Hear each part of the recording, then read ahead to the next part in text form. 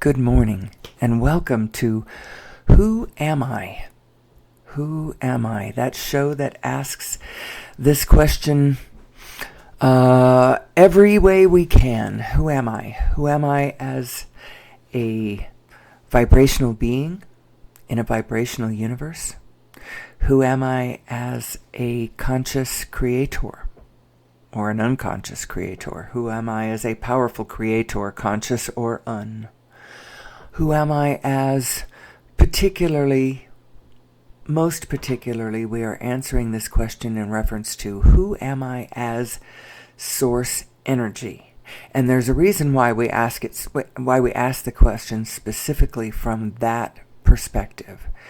It's because our understanding of source energy, our better understanding of the actual reality of actual physicality, including our physicality all around us, is coming from this quantum field. Who am I as the quantum field?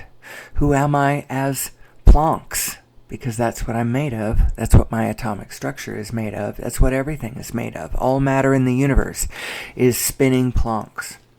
How does my understanding of this source energy aspect of myself and of the world around me, how does it help us to come to a better understanding of how to be, how to live, how to live on this planet with one another? How do we understand how to fulfill our own energy needs as a species, which appear to be growing and growing and growing as our population grows?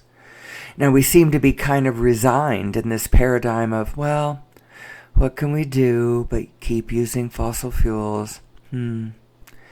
What would the world be if we had said that about whales 150 years ago? Oh, well, there's nothing but whales. That's the only place our energy could ever come from.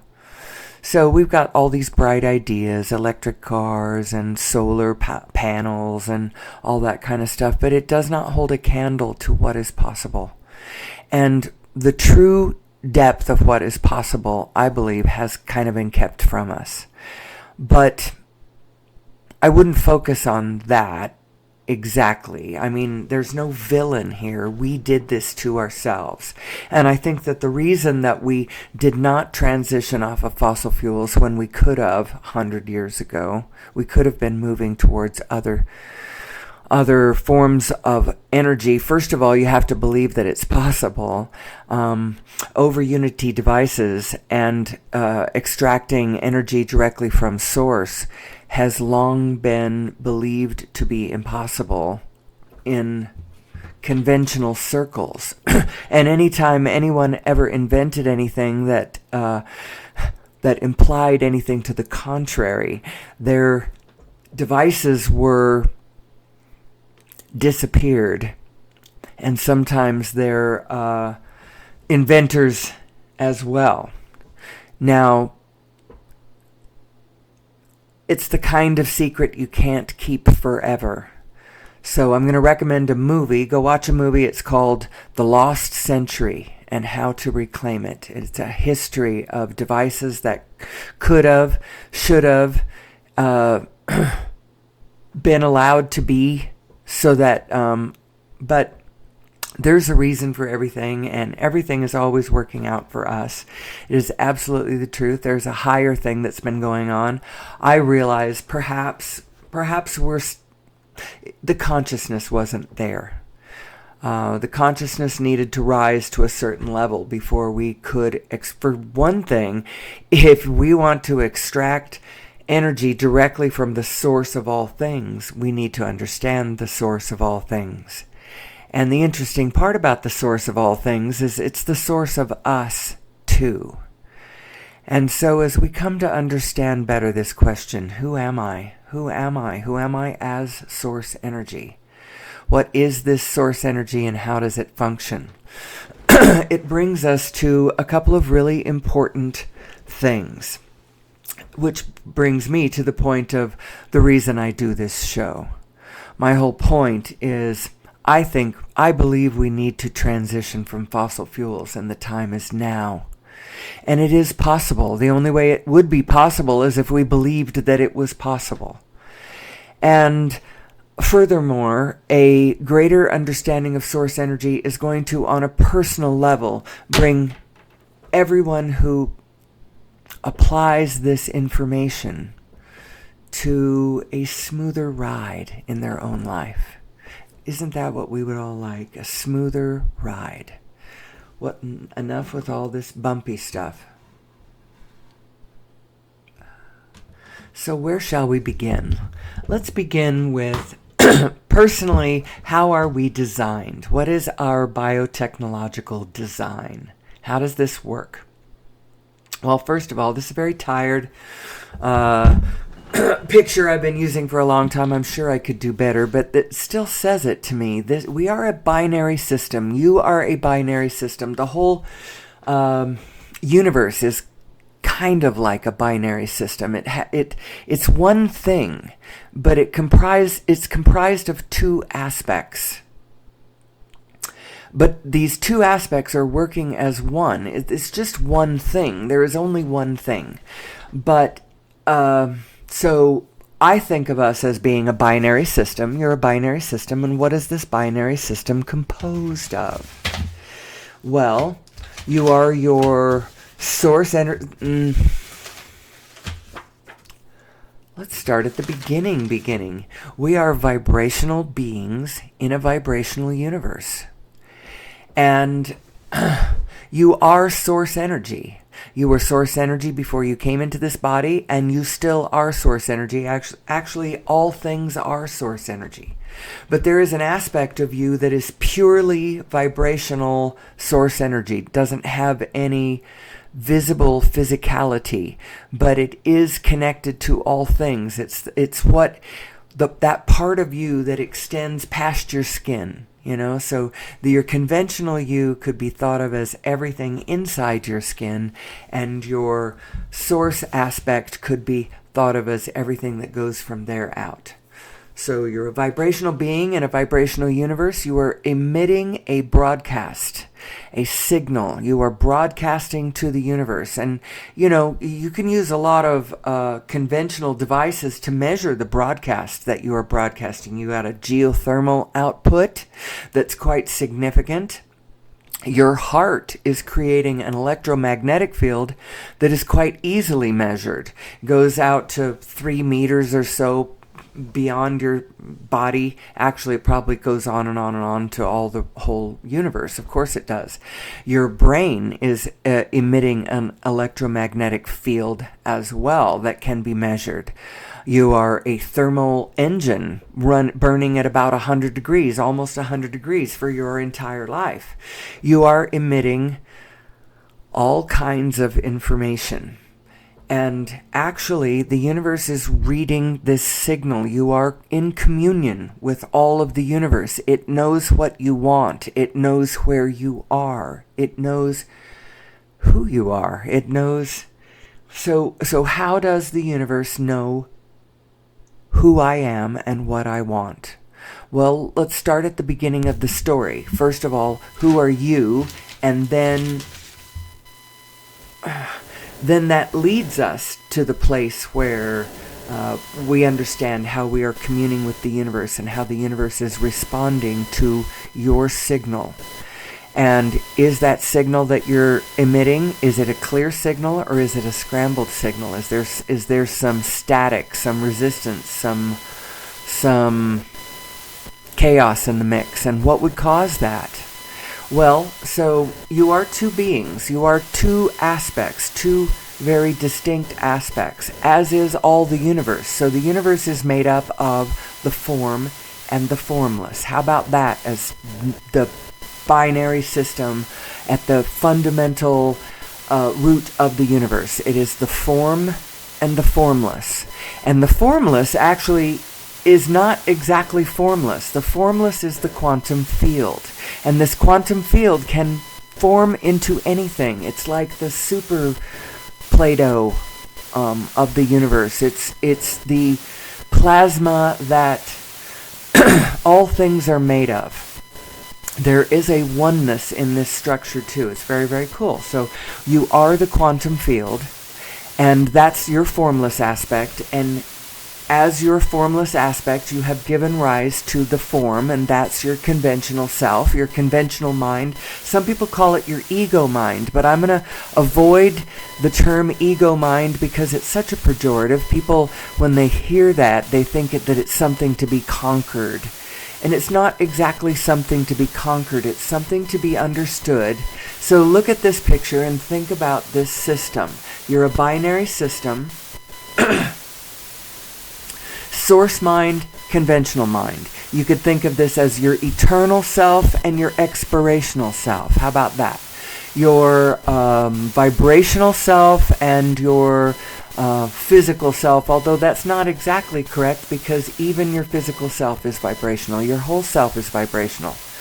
But your inner being, if you will, is purely vibration, and it is in pure communion with all the rest of the vibrations in all of the universe. And when you get into harmonic resonance with your own inner being, you are in harmonic resonance with all of the rest of the field. You do not have to worry about whether your actions are beneficial or will be supported.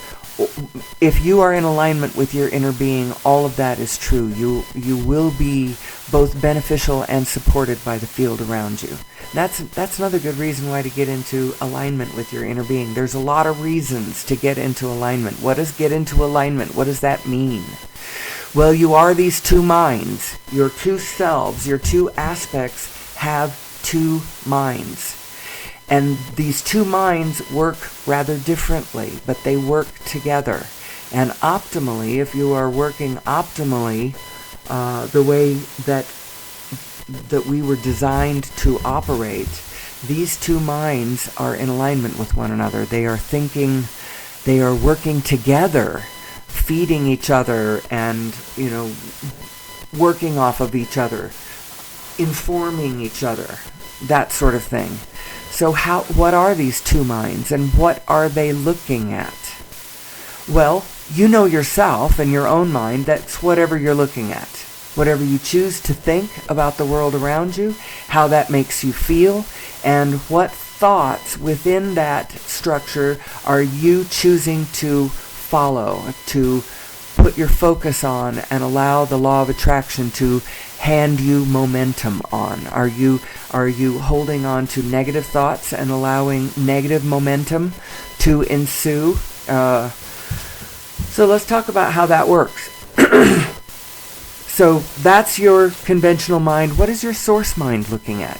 What is it looking at? What is it thinking about? What is your source mind? Well, I'll tell you what it's looking at. I'll tell you what it's thinking about.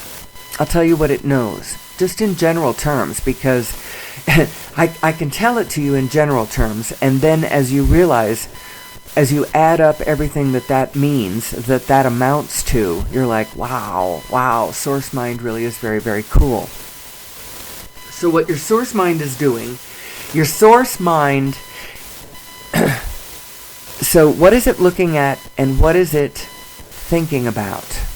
I'm not sure you could even put it that way.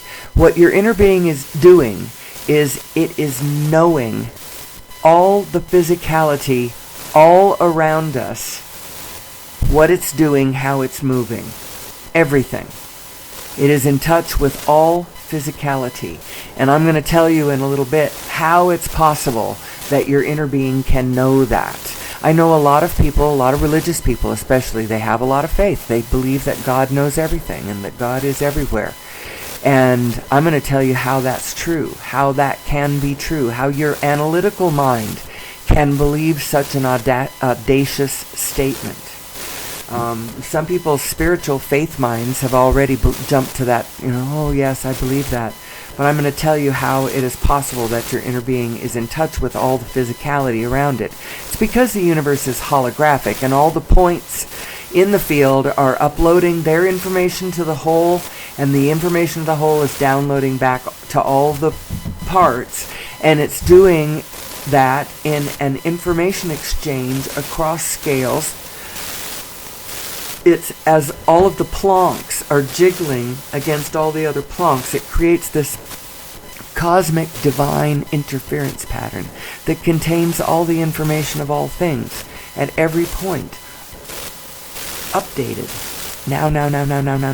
Every time anything moves, every time any Planck, does anything in any Planck time. I mean, it's just doing that.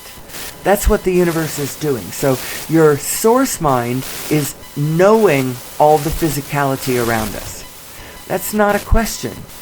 Source energy knows who you are physically, knows where you came from, knows how many eons you've been at this.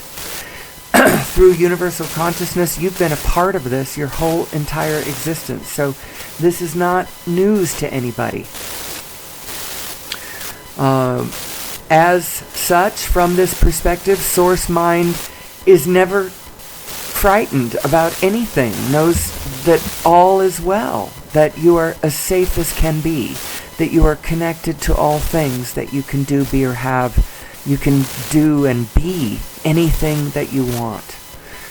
So Source just knows that, knows where all your cells are and what they are doing, and knows where your blood is pumping, how the wind is blowing, how the planets are spinning. It knows all the physicality. Everything's reporting up to it and downloading to it. I call this the allness channel. And your inner being is it's coming through across your entire atomic structure, because every one of your protons is a black hole that is in its Planck field reflecting all of the matter of all of the universe. It's actually a really cool reflective, it's a really cool setup. If people would just understand the setup that we are in and what the potential is to work with this, they'd quit whining about the problems that we have and get busy working on not only solving them, but going way beyond that into the realms of play and fun and joy and creation that humanity could experience on planet Earth. We don't need to be lost in a muck and mire. If we would but really get a grip on the setup that we have been blessed to be born into. Who am I? Who am I indeed? I am source energy. I have an eternal source energy mind that is in touch with all of reality. And okay, so that's what your source energy mind knows. What's it looking at? You're looking at whatever you're looking at. You know, I'm looking around the room right now, and I'm looking at my computer, and I'm looking at whatever. What is your source mind looking at? And remember, your source mind is way bigger than you are. It is your broader perspective. It is in touch with all things. You are the allness that is the universe, and the allness is you. And all of us are. So there's none of us who are less than any of the others. We are all one. We are all part of this. There is only one of us here. How about that? I know you hear this as a platitude. It's not a platitude. There is only one of us here. So your inner being is in touch with all that. What's it looking at? It's looking at what you want, what you like, what you love, what you prefer. Everything that ever lit your candle or floated your boat or all of that. It's looking at what you like. What are you looking at? That's a good question. What are you looking at? You might be all tangled up in looking at something that displeases you greatly, the way someone in your life is acting, or the way things are going financially, or there's so many things that one could look at. You could look at our political situation right now in the United States, and it almost doesn't matter. If you're a political person, then you're probably agitated right now. No matter which side of the party you're on, you're likely to be agitated. You're either, I don't want to talk about politics, but I really don't want to talk about politics. I'm not sure, but I don't want this that to take me down. Well, who am I? So I'm this binary system, right? I'm this binary system, and my source mind is focused always on what I want and where I want to go. So if I'm sidetracked, you might say, looking at something else, like fascinated by something negative that I can't get off of. Now, looking at negative things, we're designed to be able to look at negative things and transmute them into the potential positive and then follow the impulses to cause that positive to come into reality. We're designed to do that. However, if we don't understand our design, we often get kind of lost in step one, which is that identifying the preferred. You identify the preferred by being exposed to everything. You know, you're exposed to all kinds of stuff, and then you like what you like. You prefer what you prefer. And this preference it comes from the divine. The preference itself comes from the divine. And at its most fundamental basic level, it's a feeling. And the kinds of things, so what do we want? What do we want? What does a human being want? Freedom, abundance, fun, entertainment, relationships, satisfying work, safety, comfort, beauty, efficiency, clarity, those kinds of things. Generally, those are all feelings. Every one of those feels like something. And the opposite or absence of those things feels like something else, and we don't like that feeling. So it's actually a feeling that we want. And then our conventional mind translates what we believe the objects are that will bring us to that feeling. What equals those feelings?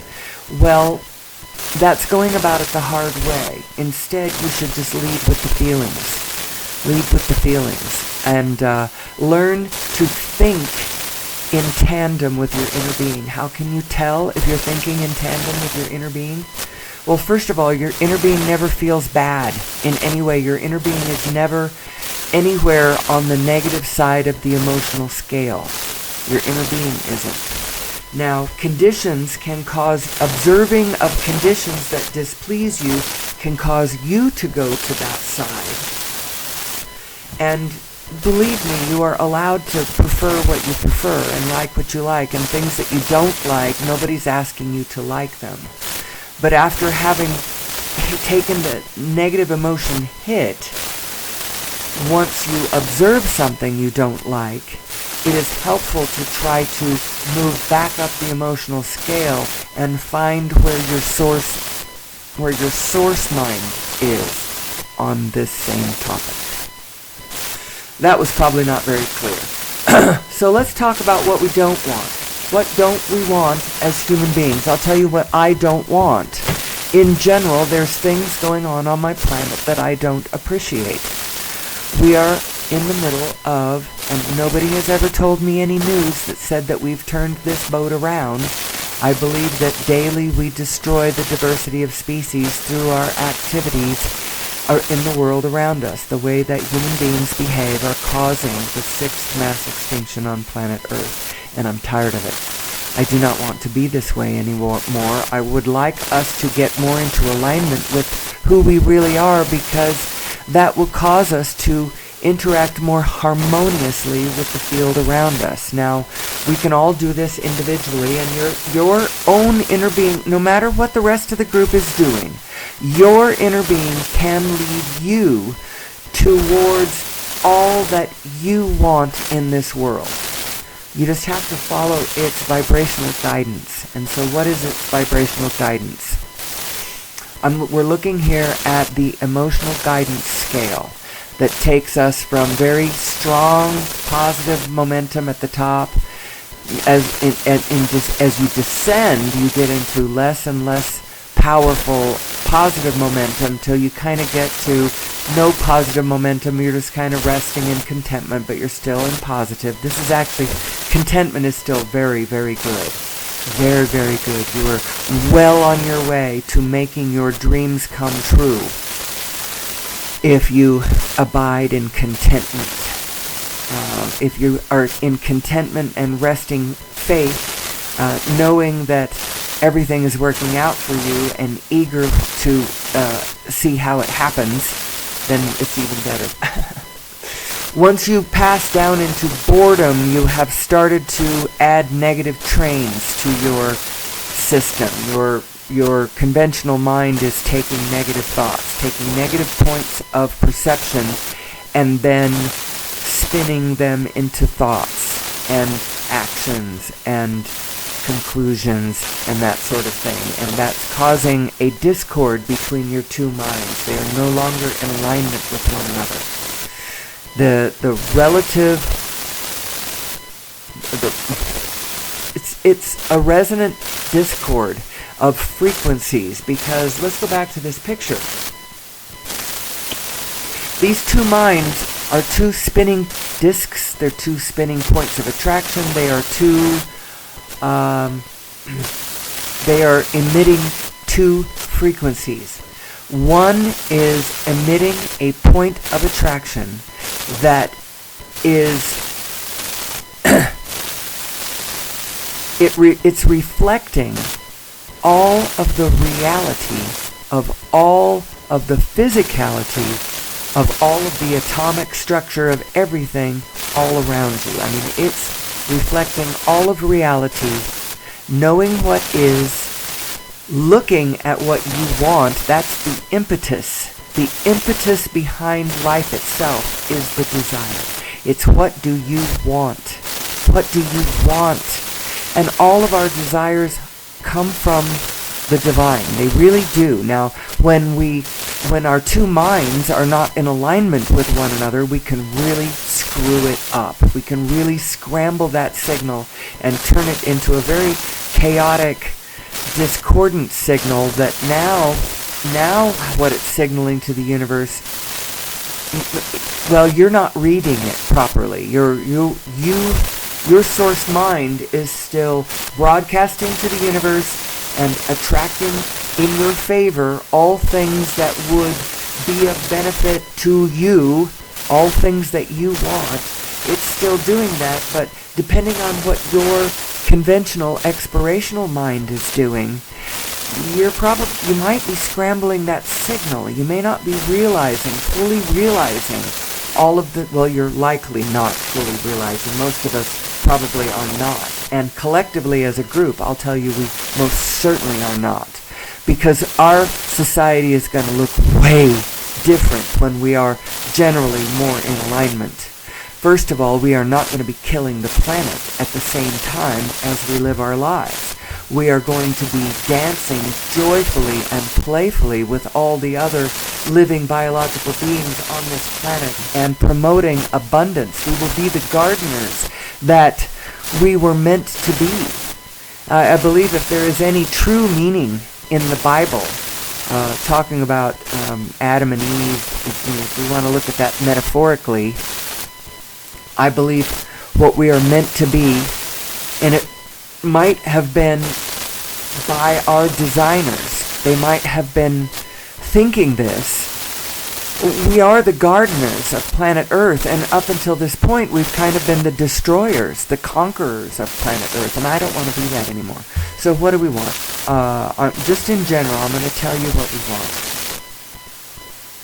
Oh, I already told you what we want. I'm going to tell you what we don't want. Sixth mass extinction, growing deserts, desertification, Garbage Island out in the Pacific, that swirling accumulation of all the trash that has law of attraction has kind of gathered it into this general swirly horrible place. I dread well, never mind. The hole in the ozone. How about war? War. I don't want that. I feel the drums of war are beating. You can feel them. Well, I say that because I'm in a place where war is actually not happening, but the people across the planet where war is happening are saying, duh, you hear the drums of war? They're screaming at me. So war, we don't want war. Suffering, cruelty, plight of the Korean dogs, drowning polar bears. Actually, not every single one of those was completely universal, but I think in general, those are things that human beings don't really like. They don't like the suffering that we see. We don't like unfairness, injustice.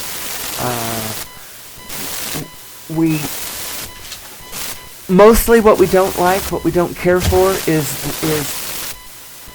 misalignment and all of the effects of that. And so how do we operate this system? How do we take our knowledge of our two minds and be better people? Harmonize more efficiently with the field around us. And why would we even want to do that? Because let's look at this selfishly. I want my dreams to come true. And quite frankly, I want your dreams to come true. And I have come to the conclusion that we live in a system that actually, if everybody was operating within it the way it's designed, they would all be selfishly but in alignment with their inner beings. So that's the really important key part.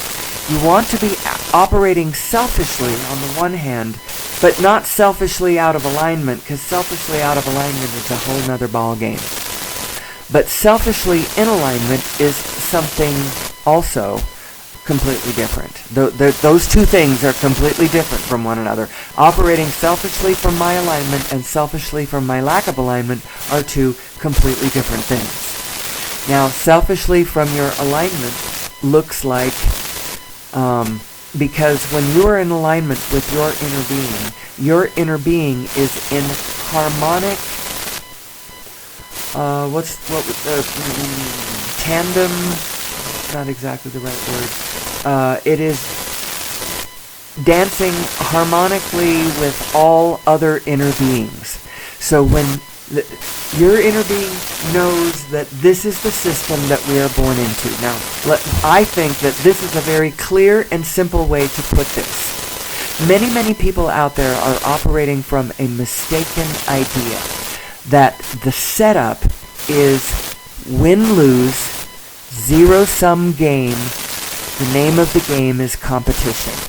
The name of the field is scarcity. Finite pie, and we are all competing for a finite slice of that finite pie. That's the paradigm they believe that they are in. And when they believe that they are in that paradigm, they set their consciousness up in a particular way. They put that up in their, I call these primary assumptions that you put up at the top of your consciousness is like a computer system. And you have two minds. One is your broader perspective mind that has overview over all things. It is in touch with all physicality. It really does know where all your stuff is, who you are, where you've been, where you're going, what is. It is in touch right at this moment with all physicality, but it's not actually looking at what is, because it just sees that. It's focusing on what you want. And what do you want? You want love. You want love. You want love in every form. You want loving relationships. You want to love the landscape around you. You want all of the things that you love. Freedom, abundance, fun, relationship. Those are the things that you love. And love is what your inner being is looking at. How can I explain that? How do I understand that? On the one hand, I'm telling you that the system that we are in is incredibly understandable. And yet, it is so mysterious and complex. There is so much mystery and wonder left, even if you understand how you work. But wouldn't it be wonderful if we were living on a planet where generally we understood that Alignment is the name of the game. Alignment is the name of the game. And the problems that we have with our fellow human beings, villainous or lovable, all have to do with alignment. The villainous are just out of alignment. And the whole thing can be healed through a clearer understanding of who we are and how this whole system functions. You are source energy, you are a vibrational being, and your emotions are telling you how in resonance or not in resonance your thoughts have with the thoughts of your inner being, and that is what alignment is. Are your I think it's really, really, really, really important that we start physically understanding how physically we are designed, so that we can spiritually understand ourselves. Spirituality is just an aspect of our physicality that we didn't understand. It's all one thing. It's all one thing. There is no war or conflict between science and religion. In a true sense, in a place where true religion and spirituality and the spirit of the questing, open-minded need to understand that science is, there's no true conflict between those two fields. Any perceived conflict was just in human minds and actually has occurred in human history. But all of that comes to us quite reasonably. It's understandable why religion and science split. It kind of had to. Back in the early days when science was first trying to get a foothold in our consciousness, this ability to observe our actual surroundings and take note of patterns and rules and notice, how things move, that sort of thing. It came into conflict with the powers that controlled us at the time, which was the church. And as Galileo noticed how the moons of Jupiter were not moving in those perfect concentric Aristotelian spheres that the church kept claiming that they must, he came into conflict with the powers of the church, who claimed to have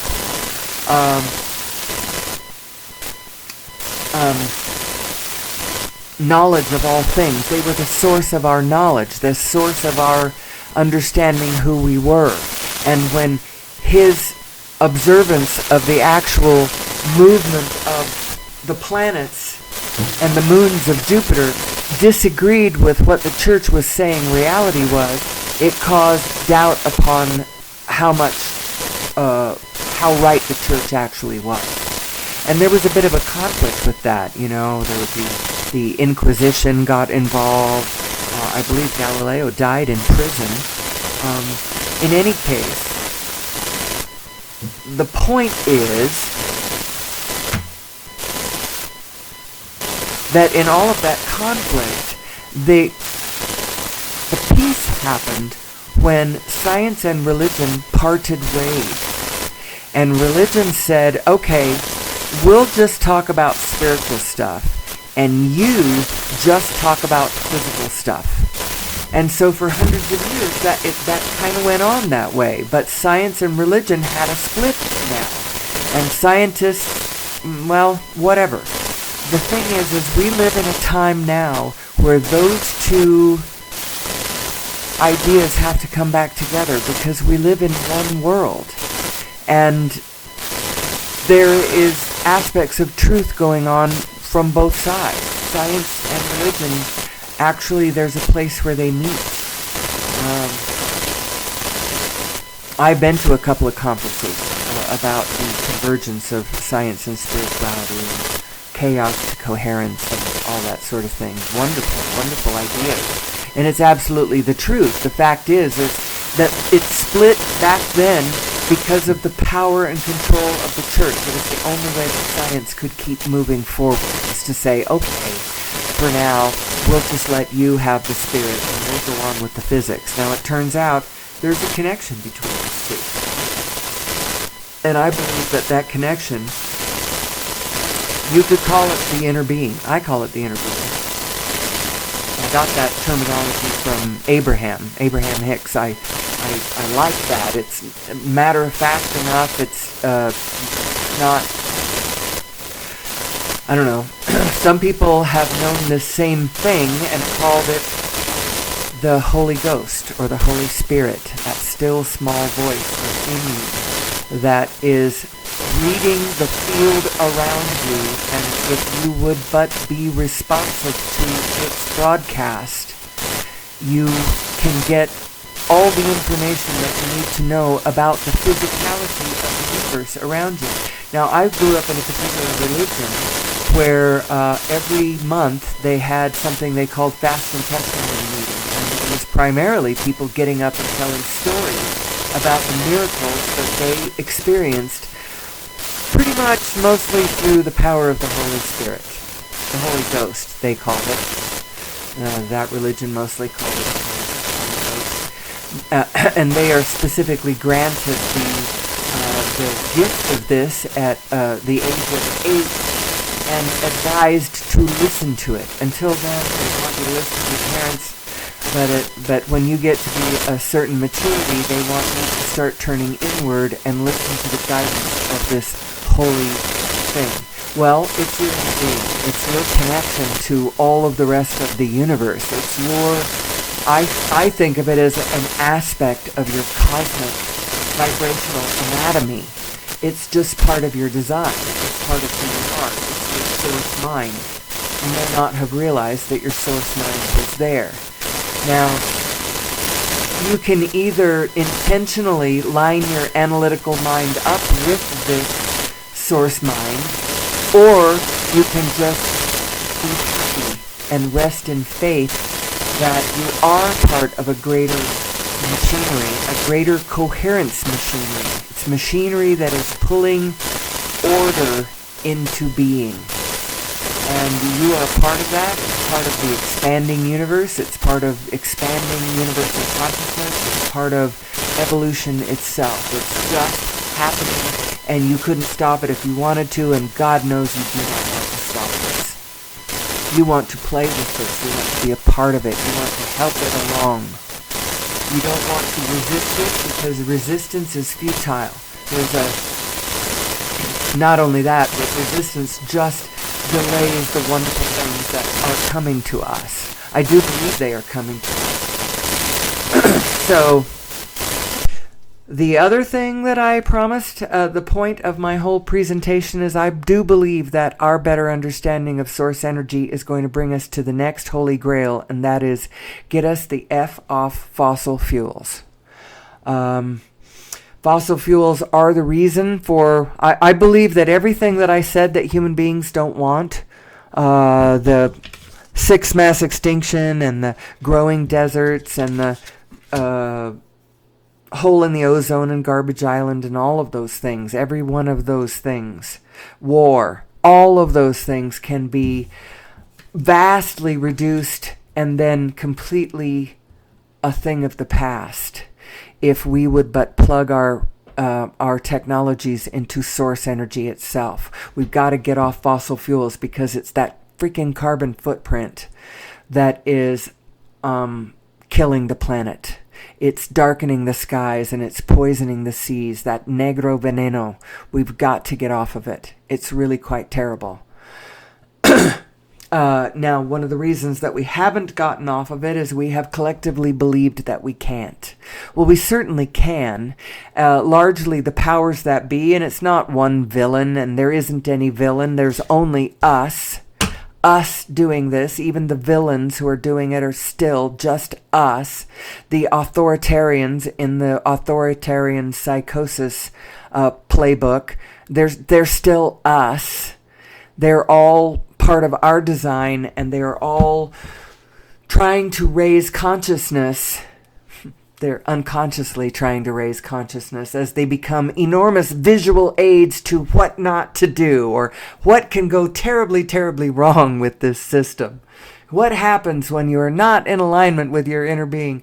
And you don't really have to focus outwards, because since your inner being knows where everything really is and how everything is actually moving and where what you want is, because it's focusing on what you want, every step of your life as you lived your life and preferred things, your inner being marked it. Okay, gotcha. It's how come when you look back in your past, you can remember everything that you love, everything that you care about is what you remember. Because that's what your inner being has ever looked at. It's all still there. It is saving all of what you care about in your vortex of creation.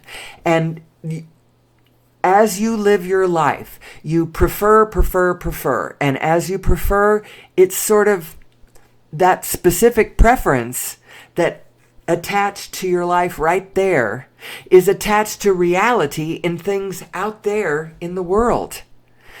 Your dreams and desires, there is a component that connects to the real world.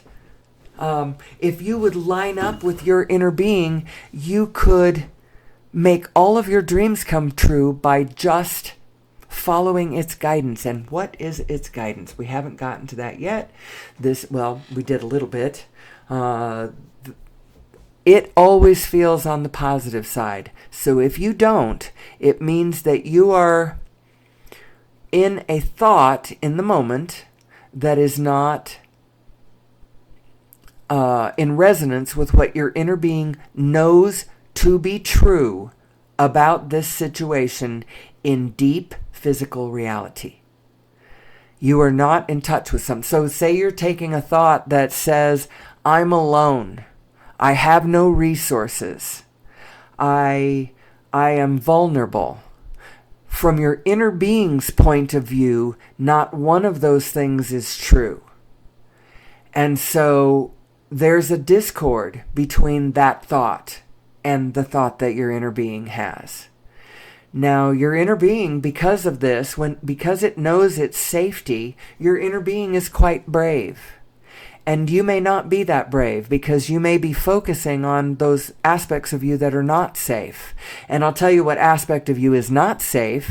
What isn't safe is your meat self. Your expirational self is not safe. It was never meant to be safe. But you are an eternal being. You are made of the quantum field, and you can come back over and over and over and over and play in this medium over and over in life itself. You can become anything. You are the quantum field. Now, you're not it all by yourself. You are the field with all of the field around you.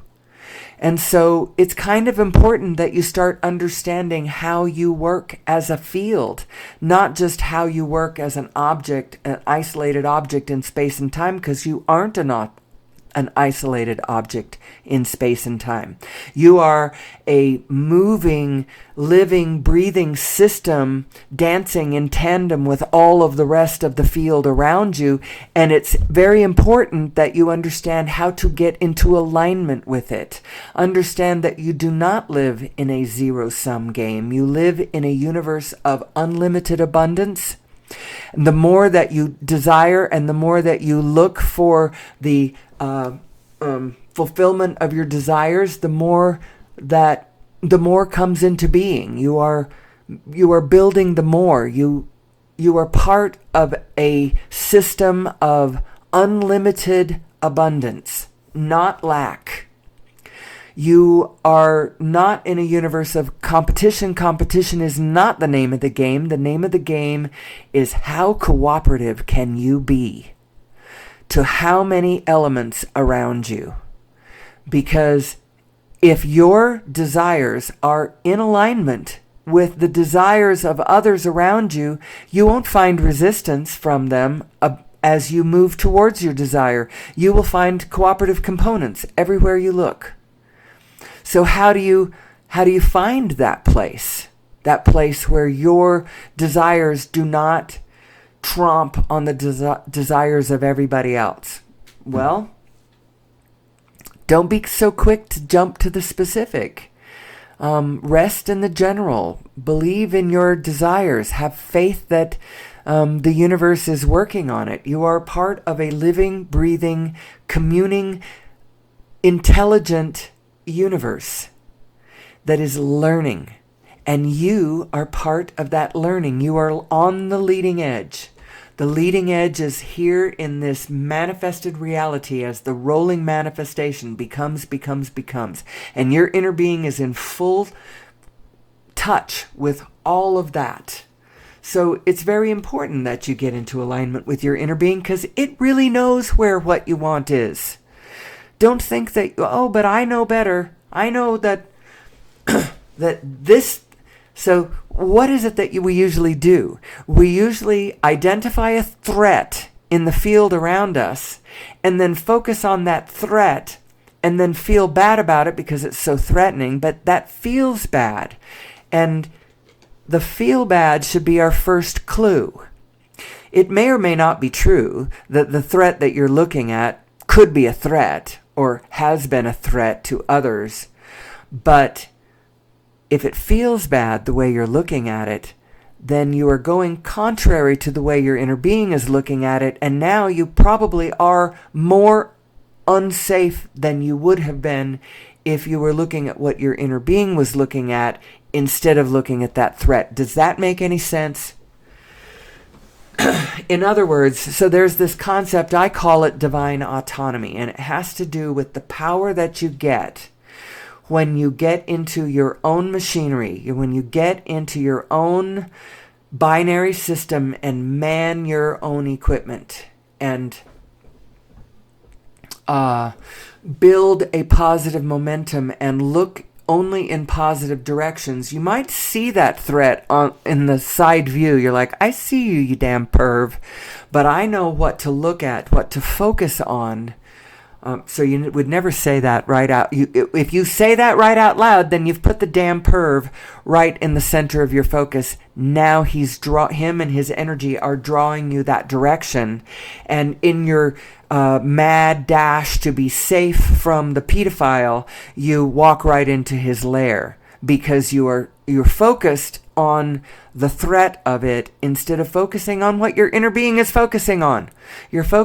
Your inner being will lead you right away from the threats if you will but focus on its light. It's trying to show you what's interesting, what's fun, what's possible, what's delightful, instead of, it doesn't want you to focus on what's threatening, what's dangerous, what horrible things are possible. Don't focus on those things. You can be aware of those things, and often a gentle awareness is very helpful indeed, but do not focus there, because wherever you're focusing, that's the direction you're moving. That's fundamentally how your consciousness system works.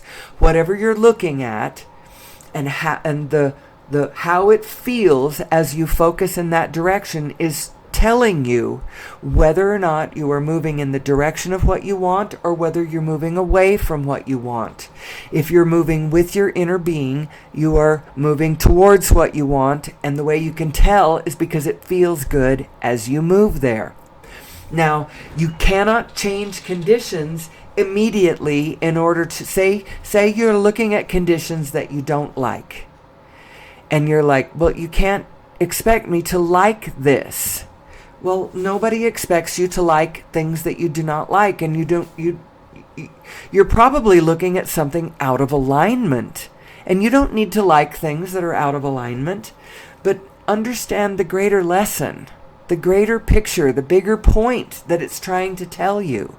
And the point is, alignment is the problem, and our misalignment, our misunderstanding of who we are. I'm going to go back to this picture because I like the way that it illustrates something, these two aspects of yourself. The one on the right, your expirational self, your self made of meat, your conventional, the one you think you are, born on a day, will die on a day. And when you hyper-focus on that side without realizing that who you really are is the other side, the field itself, forming endlessly new forms, the formless coming into form, and that form is becoming and becoming and becoming and becoming, and that's wonderful. The becoming is wonderful, but the other thing that you have to deal with is it's also be going, and that's okay too, but it's part of the picture, and you gotta line up with who you really are. And I believe that a greater understanding of who we really are is also going to, I promised this, that I believe that it's going to lead us to an understanding of how to get off of fossil fuels. So, who am I as source energy? Who am I? I am the quantum field. I keep saying that. And what does that mean? So the quantum field is holographic. The universe is holographic. The way it exchanges information up and down the line through the black hole structure, your protons are black holes, and the Earth is a black hole, and the sun is a black hole, and there's a black hole at the center of the galaxy, and the universe is a black hole, and the multiverses are black holes. It's all black holes, which is probably not what we originally thought they would be when we first started conceiving of black holes. They are not voracious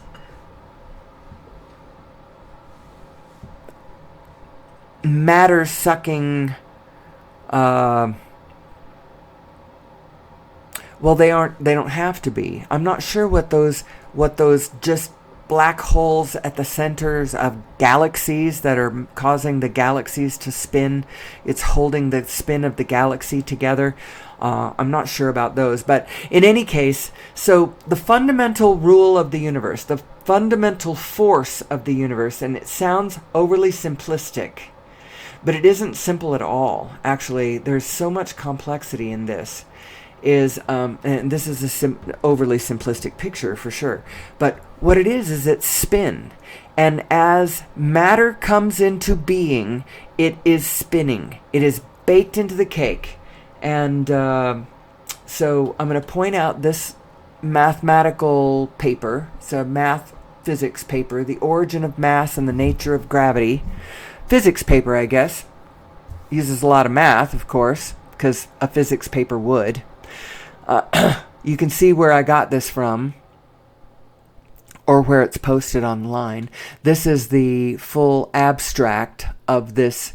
The way my computer was showing this, I couldn't clip it all together. I couldn't snipping tool the whole thing with the title. So now I'm going to show some slides here. At some point in the future, I'm going to include links to the 37-minute YouTube explanation of this paper. It's a beautiful thing to behold, and even if you don't speak physics, which I don't really, I know a few ideas, but this is really very, very high level stuff. I screen captured 13 pictures from this that are showing how the universe is, how protons are black holes, and this shows the black hole proton Hawking evaporation time. Hawking evaporation is the thing that happens with black holes. They fling off little bits of their energy. Protons are going to last. They are a structure, a black hole structure of great stability. Through their black hole proton Hawking evaporation time, they will be lasting about 10 to the 35 billion years, approximately. Wonderful. Here we have the Hawking radiation at the hadronic scale. I'm actually not going to... I'm just going to show you this. This shows as the Planck sphere oscillator. Each one of these, imagine this. This is kind of a picture of a proton. What the Plancks in a proton would look like, but not really. That's not Plancks in a proton because there's a lot more Plancks than that. That's what it looks like. The space-time pixelization.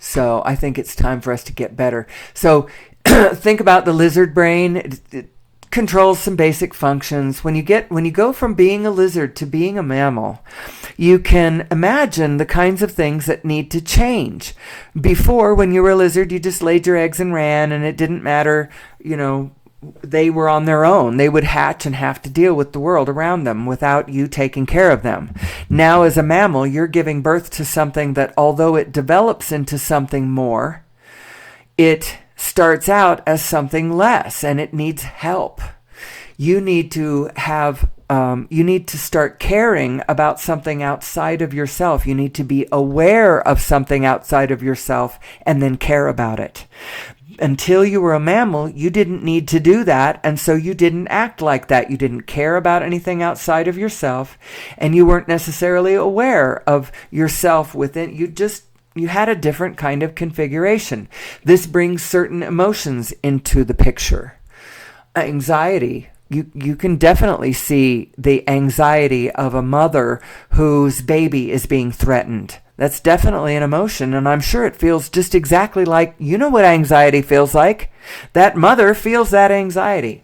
And that love that mother feels for her baby, it's going to be very much like the love that you feel for yours. That it's a basic impulse. You can feel it. You know that the rest of God's creatures feel these feelings. What they don't have is a neocortex. And look at that. What that gives you is an ability to look in a broader way, to take a broader perspective. It also allows you to take all kinds of wrong perspectives running on some of them lower emotions too. It does all kinds of things, both good and bad. Good when we know ourselves, and sort of bad when we do not know ourselves. And that's why we come into this space every morning and ask this question: who am I? Who am I? So this neocortex, we're talking about it, this layer of mind that is yours as a human being, 76%. I'm not sure who came up with this number. I get this number from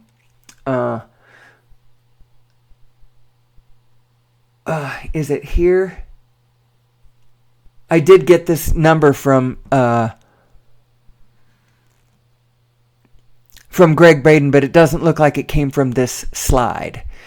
I don't see it anywhere. 76% of the neocortex volume comes from human chromosome number 2. And human chromosome number 2 is a fused chromosome. It is, right here, this is an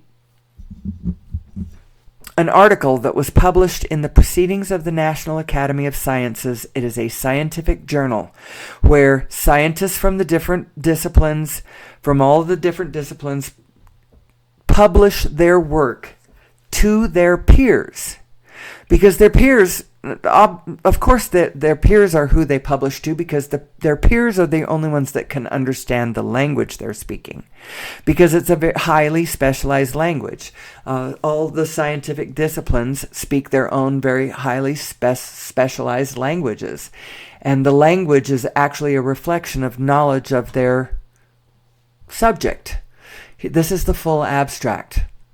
And basically what this is there's a 4 or 5 page paper. I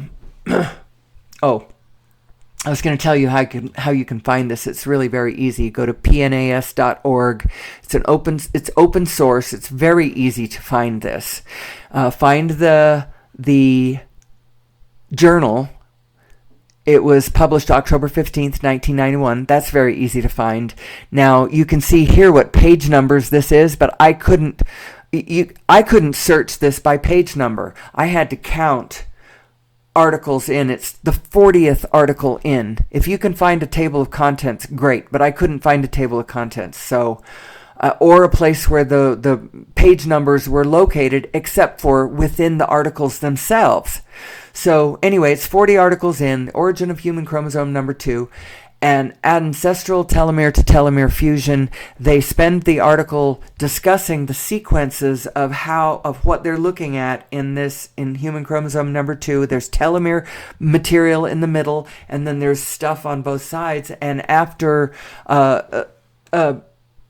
examining it very carefully, what they say is that this is the relic of an ancient telomere to telomere fusion and marks the point at which 2 ancestral ape chromosomes fused to give rise to human chromosome number 2. We're genetically modified.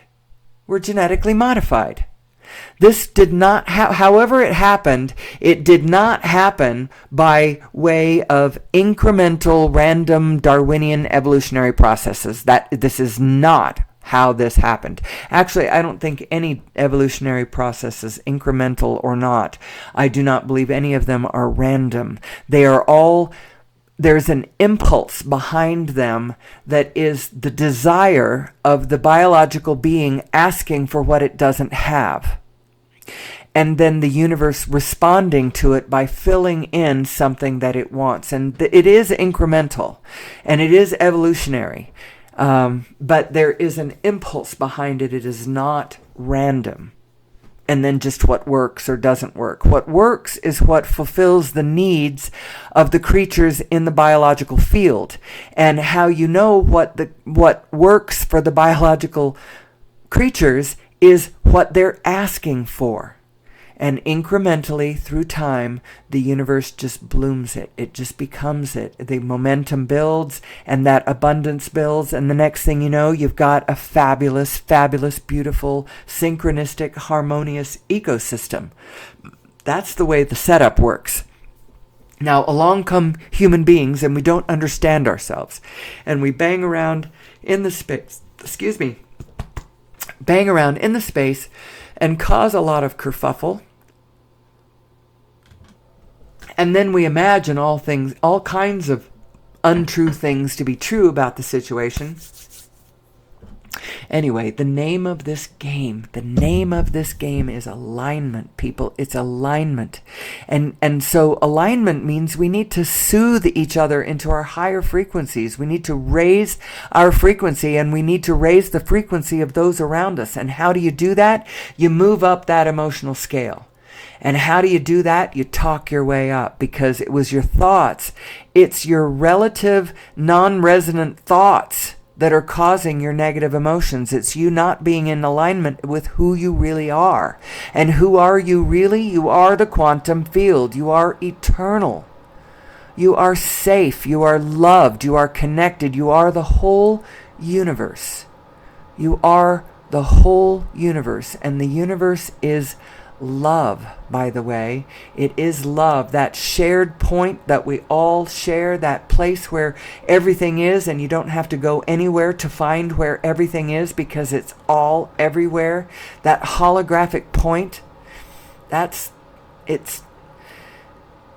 the metaphor for gravity, and yet in some kind of mystical way, it's also literally gravity. I don't even know how to say this. But we live in an amazing universe. How about that? And focus on this amazing, incredible universe, this win-win-win-win-win-win-win-win space. Live it as though that's what it is. I have this plaque. It's backwards so that only I can see it from inside my car. As I'm driving, the sun reflects it back up on my windshield. You know how if you have a piece of paper on your dashboard and it reflects this light, you have to move the piece of paper because it's reflecting up on your windshield. And anyway, it's like that, only it's not in your way. And it says, things are always working out for me. And it's true. Things are always working out for you. There is always an impulse that is part of you, that is good, that is to the good, that is moving to the good. There was always a good reason. You need to be confirmed somehow in your worthiness, in your goodness. We are all divine beings, and we are all good. Now, we may not all be being good, because we may not all be in alignment. And this alignment isn't like, I may say I'm in alignment and you are not, but that it's not like that, because we are all in alignment, out of alignment, in alignment, out of alignment. We're in and out and in and out and in and out and in and out.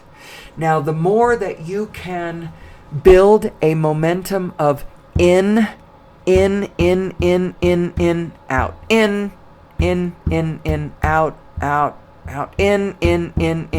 in. The more you can be more in than out. If you're just in and out and in and out and in and out, I'm happy, I'm not happy, I'm happy, I'm not happy, I'm looking at what I like, I'm looking at what I don't like, I'm looking at what I like, I'm looking at what I don't like. I believe it, I doubt it, I believe it, I doubt it, I believe it, I doubt it. Those are all examples of crossing your own energy stream, and you've got to build a positive momentum. Now, remember, looking at this, you are these two minds. Now, the positive momentum, the ongoing positive momentum and attraction power coming from the aspect of your inner being, that side of you, that your inner being mind, is really, really powerful, because remember, it's connected to all things, everything that is. It's not just you, it's everything. It's all the atoms moving all around you. It's all of everything. So it's got a very, very powerful, positive, to the reality aspect, point of attraction. You, on the other hand, even though you're small, you have a lot of power to stop your own dreams from coming true, stop your own flow with the rest of the greater being. You have a great deal of power there, but your inner being is still... it's still with you. It's still always with you. Always. I don't know. I don't know what else to say about this. But our alignment is the most important thing, and we need to soothe one another to our alignment. We can't punish each other to our alignment. It's sort of like, think of our alignment as morale. You know? It's almost like that. It is morale. If you look at the emotional guidance scale, you know, the higher morale is the higher numbers there, the higher emotional frequencies, aren't they? I have two more pictures of this. This is another way to visualize that scale. And this one can also help you see the growing momentum in the negative direction and growing momentum in the positive direction, both of those. And then that kind of slack energy in the middle where not really much is going on. This one kind of illustrates that too. The point of this was just to show you that you're... well, this doesn't really show you that, but with this picture, just understand that your inner being has so much more positive pull than your little ability to scramble the signal could ever be. But you can be pretty effective in derailing your own life. You can do that. And also, if you can find your own alignment, you have a great deal of influence in the field around you, influencing others to their alignment, which is actually all we really want, is an aligned world.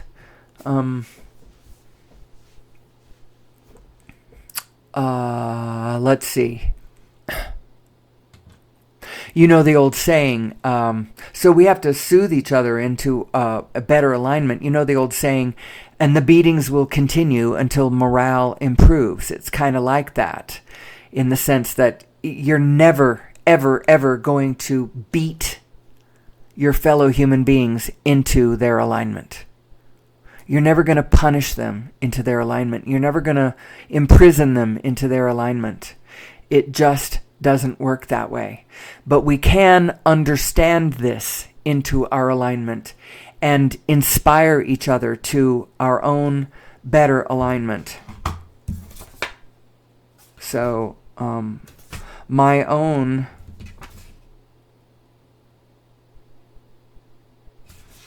let's see, where did I write this down? It was a statement of my own intentions, having to do with It is my intention only to inspire my fellow human beings to their own alignment. And then from their own alignment, I want them to follow the impulses that they get from their position. No one can tell you what to do, because only you occupy the particular position on the grid that you occupy.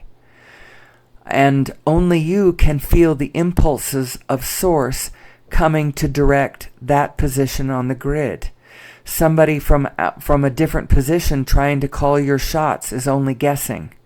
You can do it absolutely. You can feel that impulse from Source telling you which direction to move. It's the direction that feels good. It's the direction towards the impulse of love rather than fear. Is your intention, is your impulse, is it coming from fear or protection, or is it coming from love? And I don't know. It's so hard to pin it down, and yet it isn't. This system is so easy that a snail can do it. An amoeba can do it. An amoeba moves towards what it likes, and it retracts from what it doesn't. It just does. It knows the difference between fear and protection, growth and protection. Are you in growth or are you in protection? If you can't be in both at the same time. Which impetus are you following? Sometimes you have to retreat for a moment in protection, but the idea is move forward in growth. What does that mean? Follow your desires is what it means. It means follow your desire. Your desire actually is coming from God. Your desire is coming from divine source. Now, whether it is harmonically in alignment with the desires of the rest of the field depends on whether you are in alignment with yourself. If you're in alignment with yourself in any given moment, because you might have things that you do that are perfectly in alignment with the rest of the field, and other things that you do out of protection, little things that you do out of protection, and those may not be in alignment. So you're likely a mixed bag. So you can't be congratulating yourself, patting yourself on the back, going, I'm in alignment, and look at those people over there who aren't. If you're focusing on anybody out there who is not in alignment and comparing yourself, I promise you're not in alignment, because your inner being doesn't do that. It doesn't have any time for that. What your inner being is doing is knowing everything that existeth physically upon the face of the universe. And that takes a lot of its motion. It's aware of everything, and it's looking at what you want. And that's why you should get into alignment with it, because if you would get into alignment with your own inner being, you yourself can direct your life directly towards everything that you want. You have already declared what you want. Your inner being has already taken note of it and is now looking at it and knowing where it is in physicality. Knowing how to rendezvous with it, giving you impulses to get you there, and actually giving you many, many choices. It's not like there's only one path that you could take. There are many, many, many, many, many, many, many loving, harmonic, beautiful, diverse and interesting choices that you could pick, all in alignment with your inner being. There's not one single path, so it's not like, oh, there's only one path, and did I get it right or did I get it wrong? No, just keep moving forward. It's all right. It's all good. Just keep moving forward. Focus on what you want. Focus on what you want. Quit focusing on the aspects of this universe that we have that you don't like. I'm not focusing on Garbage Island. But I see it over there in the corner of my vision. I air quotes. I see it. I see it. So we talk about this getting into alignment. Well, how do you do that? Maybe you're looking at something specific and you're calling it negative because you don't like it. It's a condition that you don't like, and you'd just as soon not be in this condition. You'd rather be in a different condition. You're looking at something you don't like it. So it's a specific negative to you. Now, without changing any of the actual condition, you can change the way you're looking at this. And changing the way you're looking at this is the very key to, ironically, changing the condition. But you have to change the way you feel about it unconditionally. Without needing that condition to change, you need to shift how you're looking at it, and then the condition will change. Or the way you rendezvous with it and the way your life unfolds takes a turn that, from your perspective, takes you from where I don't want to be to where I do want to be. So in that sense, the condition changed. And then also, down the road, that condition will, especially if it's a condition of misalignment, very often it will literally... Anyway, so how do you do this? Understand your gas and your brakes, your accelerator and your decelerator. Your decelerating mechanism is go general. Your accelerating mechanism of your focus is go to the specific. So, and you don't want to go to the specific unless you're in a positive state of perception, because as soon as you go to the specific, it's going to magnify. The momentum is going to accelerate. So if you're entering the field from a negative position, that negative position is going to accelerate. So you don't want to do that. You want to pick your moment. Pick when you move in to the specific. The specific is the accelerator. The general is the decelerator. So if you're in the middle of a specific negative, having a hard time with it, go general. My favorite go general is life sucks. Just go there. Life sucks. And take your eyes off of specifically the specific negative that you were... You can only do this kind of thing with thoughts that you believe. You can't fake yourself out. So if you start trying to move to a general positive, you have to say something that you believe. Like, well, life doesn't always suck. Now, that's easy enough for you if you live a life that doesn't always suck. It's harder if you actually are living a life that does always suck. But likelihood, even you can find something, if you're starving and homeless, appreciate your crust of bread. Appreciate the bird that flies by. Appreciate something. Go to a general positive, and then from that positive perspective position, now find a specific and move into that. That's the general rule of thumb as to how to shift from a negative to a positive state of being. Now, we could go into that more. I could probably do workshops on... Abraham does. That's all they do, is talking about how to raise your frequency, because it's the most important thing. Because only from higher frequencies do you get the good impulses, the harmonic, in aligned, win-win-win-win impulses from source energy. Otherwise, you aren't hearing the signal. It's coming to you, but your static is drowning it out. Your negative static is drowning out that call of source, telling you, move this way, move this way, move this way. That urge to help the bird with the broken wing. That urge that impulse even to turn and see the hurt bird that needs help, or whatever. It's very important that we get into our alignment. And when you look at your enemies, understand that either in yourself or in others, there are no enemies. You do not have an enemy, except for perhaps the villain. If you want to find a villain, it's the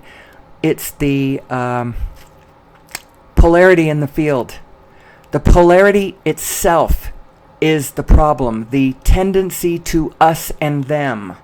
the tendency to specifically notice specific people carrying specific issues and then vilifying them and blaming and focusing on that aspect instead of realizing that the whole thing is a field phenomenon, something that we need to understand.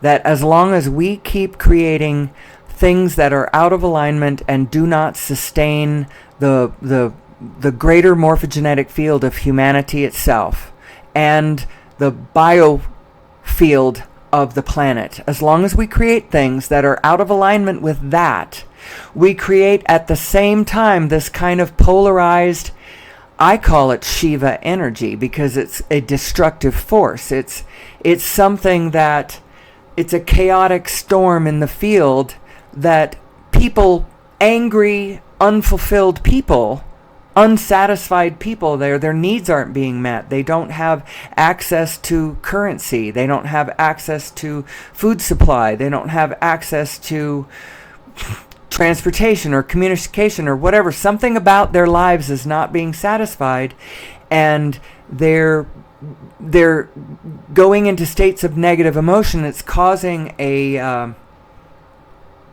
well, I don't know if it's causing. It's hard to describe this. It creates Shiva energy in the field that other human beings pick up in the form of guns and bombs and bulldozers or whatever, and bam, bam, bam, they tear down, they destroy that which was created that is not sustainable.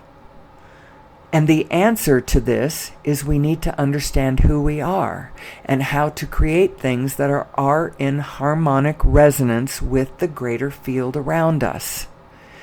And that will soothe that Shiva energy. It's like we ourselves are creating the demons through our misunderstandings, through our not knowing who we are, through our not being the allness that we really are. We create this energy, and that's actually the problem. The us and them itself is the problem, the polarity in the field. So, one more thing I'm going to throw in. It is, maybe two more things. This is cymatics. I'm going to talk to you for just a moment about cymatics. Cymatics being the study of the relationship between form and vibration. Pioneered by a man named Hans Jenny, and the way this right here is not what Hans Jenny did. This is some sort of digital device where you pipe different frequencies through this device, and it visually creates these patterns, these designs, these cymatic patterns. Digital cymatic patterns. Now, what Hans Jenny did is he started with a metal plate, and he would put a sprinkler granular medium onto that plate and pipe a frequency through the plate, and a pattern would appear. Now, you can see that in the upper right and lower left. You see that? That is a black metal plate with a granular medium sprinkled on top of it, and then a frequency piped through it. And different frequencies create different patterns on this plate. And as a matter of fact, higher frequencies create more complex patterns. Isn't that interesting? Higher frequencies create more complex patterns. And there's one other thing to think about when you ponder this reality. when the frequencies are changing from one to another, either from lower to higher or just from different to different. As these frequencies change and the pattern on the plate changes, there is a moment between patterns where it looks kind of like chaos. You know, one pattern is falling away, another one is coming into being. Neither one of them are fully present anymore. The one is kind of fading, and anyone clinging to the old pattern is starting to feel really uncomfortable. Cars are starting to be built, and you have made your fortune on manufacturing buggy whips, right? So you're starting to get a little bit nervous because you realize that your pattern is falling away. And there's new patterns coming into being in the field around you. Now, my advice would be just kind of go with it and start leaning into the patterns coming into place, coming into being. But there's a moment where it kind of looks like chaos and you think, oh my God, it's terrible. It's not. Everything's all right. Everything's all right. Human beings are very resistant to change. We tend to cling and grasp at patterns that are falling away, and it makes us nervous. And matter of fact, causes a bit of suffering, which leads me to, and before I leave this slide, look at the cymatic patterns present in the upper left and lower right. Those are also cymatic patterns. Do you see how we live in a vibrational universe? We really do. And the momentum of vibration over time creates patterns in biology. Isn't this beautiful? And look at, also the explanation of how come every snowflake is different. Because they're all forming on different frequencies. And every frequency creates a different pattern. It's absolutely breathtakingly beautiful. This is going to be one of my last thoughts. Here we are. These are the 5 kleshas from Buddhist philosophy, considered to be the root causes of all evil. Not knowing what is real, grasping and clinging to the unreal, being afraid of the unreal and recoiling from it, identifying with an imaginary self, and fear of death. Now, I don't see these exactly this way, but I can sure see the relationship between these 5 causes of suffering and us not understanding who we are. That identifying with an imaginary self, I kind of see that more as overly identifying with your expirational meat self and not fully realizing that your fundamental self is deeply and safely rooted in the quantum field and eternity, and furthermore, in concert with all the rest of the universe. You will never be alone. You will never be unsafe. You will never cease to be. And when you identify that way, when you answer your who am I with I am my eternal source energy self, then all of a sudden you aren't afraid of death and you aren't suffering in this life. You know who you are. Who am I? Who am I? Worth asking. I have one more last little thing, and it's going to require me to... I should not give the answer away. So I'm gonna end my program this morning with a little story. I've told it once before, I think, in one of my other presentations, but it sort of illustrates the underlying system of becoming and begoing. I think that it has something very important to illustrate. It's the Kafka and the doll story, if anybody has heard of this before. It's a short story.